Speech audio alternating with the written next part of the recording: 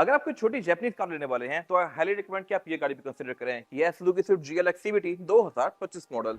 और स्विफ्ट में ये GLX CVT top of line version होता है। इसमें और भी छोटे वर्जन आते हैं और ये गाड़ी सिर्फ पाकिस्तान में नहीं बल्कि वर्ल्ड वाइड ही आ रही है। और ये शिप काफी ज्यादा कामयाब हुई है वर्ल्ड वाइड और इवन पाकिस्तान में भी। लुक्स के लिहाज से तो ये खूबसूरत है ही, बट फीचर्स के लिहाज से ये गाड़ी जैपनीज कार जितनी इक्विप्ड है कि इसमें हेडलाइट आती है बाइजोन प्रोजेक्शन लैंप के साथ। छोटे वर्जन में इसकी हेडलाइट्स हेलोजन वाली आती हैं। फेस पे DRB दी गई है जो कि एंड टू एंड कंटिन्यू कर रही है। और फॉग लैंप ये गाड़ी कंपनी से ऑफर करती है। फॉर योर इन्फॉर्मेशन, पाकिस्तान में फॉग लैंप ऑल्टेक्स 1.6 भी ऑफर नहीं करती, जो कि 70 लाख के आसपास की गाड़ी है और प्रॉपर सेडान है। तो ये उसे नंबर ले जाती है। और ऑन टॉप ऑफ दैट इसकी हेडलाइट्स ऑटोमेटिक भी हैं। ये डे ऑन नाइट को सेंस करके ऑटोमेटिकली ऑन और ऑफ होती हैं, जो कि इस कैटेगरी की और कोई भी गाड़ी ऑफर नहीं कर रही। फिर लुक्स के लिहाज से मेरे ख्याल से ये गाड़ी एक्वा या पासो वगैरह से बेहतर ही है। एक्वा तो इससे बहुत महंगी है, लेकिन पास से विड से मेरे ख्याल में तो इसका लुक ज्यादा बेहतर है। और ऑन टॉप ऑफ दैट ये गाड़ी आपको पाकिस्तान में मिलती है ब्रांड न्यू। इसकी वारंटी भी होती है और 0 मीटर की गाड़ी होती है, जबकि जापानी गाड़ियां इसी प्राइस पॉइंट पे आपको अच्छी खासी चली हुई मिलती हैं। फ्रंट पे इसमें क्रोम काफी सारा दिया गया है। इसमें एक वर्जन आता है बूस्टर जेट वाला, जो कि 1000 cc टर्बोचार्ज होती है, बट वो पाकिस्तान में नहीं आता। तो उसमें यहाँ पे ये स्ट्रिप रेड दी गई होती है। वो गाड़ियां मोस्टली जैपनीज होती हैं, बट ये गाड़ी उससे भी ज्यादा वर्थ है क्योंकि ब्रांड न्यू है। और बैक पे भी गाड़ी लुक्स के लिहाज से फिट है। टेललाइट इसमें एलईडी वाली आती है जो कि सी शेप में है। और इसमें फिर ट्रंक पे ये वाइपर भी आता है, जो कि जैपनीज गाड़ी में देखने को मिलता है आपको यूजुअली। वॉशो भी यहाँ प्रॉपर दिया गया है और इसमें ट्रंक कैपेसिटी भी डिसेंट है। ये उन कुछ आखिरी गाड़ियों में से है जो कि आज भी इस पर व्हील ऑफर कर रही है ये स्टेपनी ही, फुल साइज का टायर नहीं है, बट स्टिल ये होना ना होने से तो बेहतर ही है। फिर इसके रेयर बेंचेस 60-40 के स्प्लिट के साथ हैं। इनको ऑफ करके इसकी ट्रंक कैपेसिटी को और ज्यादा स्पेशियस बना सकते हैं। और फीचर्स के नाम पे यहाँ पे पार्किंग सेंसर्स भी दिए गए हैं, जो कि आपको रिवर्सिंग के टाइम पे काफी हेल्प करते हैं। फिर इसमें बैक पे ये सेंटर मिरर फॉग भी आती है। मोस्टली कंपनी यहाँ पे चिप आउट कर जाती हैं और सिर्फ लाइट लगा देती हैं, बट इसके केस में प्रॉपर यहाँ पे एक बल्ब है जो कि ऑन ऑफ कर सकते हैं अंदर से। फिर इसमें रिवर्स कैमरा भी आता है। विंडो इसमें ट्रांसपेरेंट आती है बैक पे। जैपनीज गाड़ी में भी tinted आती हैं, इसमें नहीं दी गई, बट इसकी विंडोज यहाँ से ब्लैक वाले पोर्शन के साथ लगता है कि आगे कंटिन्यू हो रही हैं। और इसके साइड पे आते हैं लुक्स भी मदद की होती जाती हैं। यहाँ पे डोर हैंडल नहीं दिया गया जैसे मोस्टली गाड़ियों में होते हैं। उसकी वजह यह है कि इसको निकाल के यहाँ ऊपर मूव कर दिया गया है वेजल वगैरह की तरह। इससे अब इसकी लुक्स काफी नीट और क्लीन सी आ रही हैं। टेल लाइट भी इसकी यहाँ तक कंटिन्यू की गई है और डोर हैंडल यहाँ ना होने की वजह से इसकी लुक्स काफी क्लीन सी आ रही हैं। फिर ये गाड़ी top of the line version है, तो इसमें जो ये डोर हैंडल है ये क्रोम की फिनिश में आते हैं और स्मार्ट एंट्री भी ऑफर करती है ड्राइवर और पैसेंजर दोनों के लिए। फिर इसकी की भी स्मार्ट की है, चाबी नहीं आती, इसको आप रिमोट से ही ऑन करेंगे और अंदर बैठ के पुश स्टार्ट है। और एक और फिट चीज है इस टॉप ऑफ लाइन वर्जन में, वो ये है कि इसमें रिम 16 इंचेस के आते हैं और ये 2 टोन में है। छोटे वर्जन के रिम 2 टोन में नहीं होते, वो सिल्वरी होते हैं। ब्लैक का या ग्रे का कॉम्बिनेशन दिया गया है जो कि लुक को बड़ा फिट बना रहा है। और टायर भी इसमें आफ्टर मार्केट है कॉन्टिनेंटल के। ये अच्छे खासे महंगे टायर हैं जो कि इसमें एड ऑन किए हुए हैं। फ्रंट पे इसमें डिस्क ब्रेक आती है, बैक पे ड्रम ब्रेक्स आती है और साइड मिरर भी इसके रिट्रैक्टेबल है और इंडिकेटर भी इसमें यहीं पे दिए गए हैं। और इंटीरियर भी इसका पाकिस्तानी हैचबैक से मुकाबले में काफी अच्छा दिया गया है। यहाँ पे फीचर्स तो काफी सारे हैं ही, प्लस बिल्ड क्वालिटी भी अच्छी है। More on that later. फिलहाल अगर बात की जाए सीट्स की, तो इसमें जो सेंटर में पैटर्न दिया गया है ये काफी हद तक जैपनीज कार जैसा ही है। वही सेंटर में ग्रिप भी पैटर्न दिया गया है, साइड पे फैब्रिक दिया गया है और इसकी सीट की जो ये कुशनिंग है ये भी बड़ी गाड़ियों वाली है। फिर इसके साइड पे आपको SRS एयरबैग की वजह भी नजर आएगी, क्योंकि ये एयरबैग्स भी ऑफर करती हैं। इस टाइप की गाड़ी में यूजुअली आपको ये फीचर देखने को नहीं मिलते।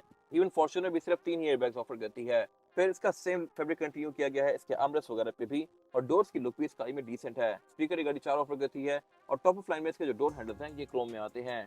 फिर डैशबोर्ड भी इसका लुक्स के लिहाज से, इतनी छोटी गाड़ी के लिहाज से फिट है। अच्छा खासा ये स्पेशियस फील होता है। और इसमें फिर जो एयर वेंट्स हैं ये भी अब मोस्टली नई गाड़ियों को डिजाइन के दिए गए हैं।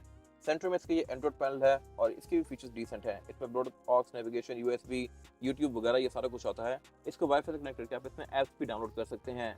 और नीचे फिर ये दिया गया है इसका क्लाइमेट कंट्रोल। क्लाइमेट कंट्रोल भी इसमें जर्मन कार की तरह दिया गया है। सेंटर में प्रॉपर डिस्प्ले है और क्लाइमेट कंट्रोल ऑटोमेटिक है। इस तरह से आप इसके टेम्परेचर को रेस लोअर कर सकते हैं। फैन स्पीड यहाँ पे दी गई है और ये डिस्प्ले मेरे ख्याल से बड़ी फिट चीज है। रात के टाइम इसकी वाइब बड़ी प्रीमियम आती है और मिनी कूपर टाइप की लुक दे रहा है ये इसको। नीचे इसमें ये पावर आउटलेट वगैरह दिए गए हैं, स्टोरेज कंपार्टमेंट्स दिए गए हैं और पीछे दिया गया है इसका गेयर सिलेक्टर। गेयर सिलेक्शन है इसमें PRND और लोड की।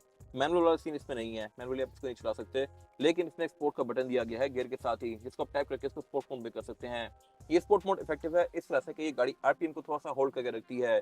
अगर आप इसको पाँव दें और इसको 5 RPM तक लेके जाएं, तो जैसे ही आप ब्रेक से पाँव उठाएंगे RPM इसका फोन वापस नहीं आएगा जैसे नॉर्मली आता है, ये आहिस्ता आहिस्ता वापस आएगा, ताकि अगर आप दोबारा फ्लोर करें तो ये गाड़ी उठती भी जाए। खैर बाकी इसमें हैंड ब्रेक की नॉर्मल दी गई है, ट्रेडिशनल। और सेंटर कंसोल ये इसमें आफ्टर मार्केट लगा हुआ है। कंपनी से यहाँ पे कंसोल नहीं आता। इस कैटेगरी में मोस्टली गाड़ियाँ ऑफर करती ही नहीं है। इवन अगर आप इस साइज की मिनी कूपर भी ले लें तो उसमें भी यहाँ पे कंसोल नहीं होता, ना ही सोनिक में है। तो ये इसमें एड ऑन किया हुआ है। रूफ भी इसकी अच्छी खासी ऊंची है, हेडरूम यहाँ पे फिट है, कोई इशू नहीं है। सनरूफ ये गाड़ी पाकिस्तान में तो ऑफर नहीं करती, वर्ल्ड में भी आई एम श्योर नहीं करती होगी। और विंडोज में पावर्ड है, ड्राइवर की विंडो सिंगल टैप वाली है और इसमें भी सेंसर आता है। अगर मेरा यहाँ पे हाथ आ जाए तो ये रुक जाएगी इस तरह से। ये अगेन मेरे ख्याल से फिट चीज है और पाकिस्तानी गाड़ियों से लोग यूजुअली एक्सपेक्ट नहीं करते, बट यहाँ पे दी गई है। फिर साइड मिरर भी इसके रिट्रैक्टेबल हैं, जिनको आप गाड़ी के अंदर बैठ के फोल्ड अनफोल्ड कर सकते हैं और एडजस्ट भी कर सकते हैं। और ड्राइवर की सीट में एक और चीज फिट है, वो ये है कि इसको आप आगे पीछे करने के साथ साथ रेस ऑल ओवर भी कर सकते हैं इस तरह से। ये चीज आपको यूजुअली सिविक या ग्रैंडी जैसी गाड़ियों में देखने को मिलती है, बट इस कार में भी दी गई है। आप अपने हिसाब से सीट की हाइट को एडजस्ट कर सकते हैं, ताकि अगर आपकी हाइट छोटी है तब भी आपको इसको चलाने में इशू ना हो। फिर टॉप ऑफ लाइन वर्जन में स्टीयरिंग व्हील भी इसका लेदर स्टिच्ड आता है। अगेन ये चीज भी आपको अच्छी खासी महंगी गाड़ियों में देखने को मिलती है। और स्टीयरिंग व्हील है मल्टीमीडिया वाला। हैचबैक होते हुए गाड़ी क्रूज कंट्रोल भी ऑफर करी है, जो कि पाकिस्तान में पहले अनहर्ड ऑफ था। खैर यहाँ पे फिर ये कॉलर एंड डिक्लाइन करने के लिए प्रॉपर बटन्स भी दिए गए हैं। एयर बैग भी इस गाड़ी में 4 आते हैं, एक स्टीयरिंग व्हील में, एक डैशबोर्ड में और फिर सीट्स के साइड पे भी आते हैं। ये चीजें भी जैपनीज कार्स में आती हैं। मीटर भी GLX CVT में थोड़ा प्रीमियम है।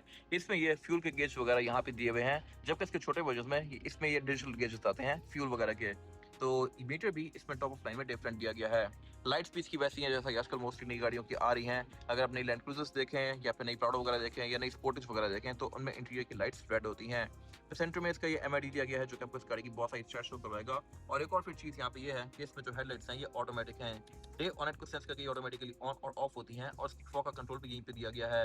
हैचबैक होते भी ये गाड़ी फ्रंट और बैक दोनों फॉग ऑफर कर रही है, जबकि ऑल्टिस 1.6 70 लाख के आसपास भी फॉग ऑफर नहीं करती। वाइपर इसमें ये नॉर्मल से ही है। और टॉप ऑफ लाइन में पोस्ट स्टार्ट भी आता है कि इसमें स्मार्ट एंट्री वाली है। फिर ये गाड़ी पार्किंग सेंसर भी ऑफर करती है। यहाँ ट्रैक्शन कंट्रोल भी दिया गया है। आप इसकी हेडलाइट की हाइट को रेस ऑल ओवर भी कर सकते हैं। और बैक पे इसमें कंफर्टेबली 2 ही लोग बैठ सकते हैं। 3 लोग आना चाहे तो आ जाएंगे, लेकिन इस पे ज्यादा कंफर्टेबल नहीं होंगे। बट साइज के लिहाज से गाड़ी एक SUV फॉर सिटी ब्रांड की गई है, तो इसमें हेडरूम वगैरह अच्छा खासा स्पेशियस है और ग्राउंड क्लियरेंस के लिहाज से भी गाड़ी डिसेंट है। फीचर्स के नाम पे यहाँ पे कुछ खास आता नहीं है, सिर्फ रेयर बेंचेस फोल्डेबल हैं, इनको फोल्ड करके ट्रंक के प्रेसिड स्पेसेस बना सकते हैं।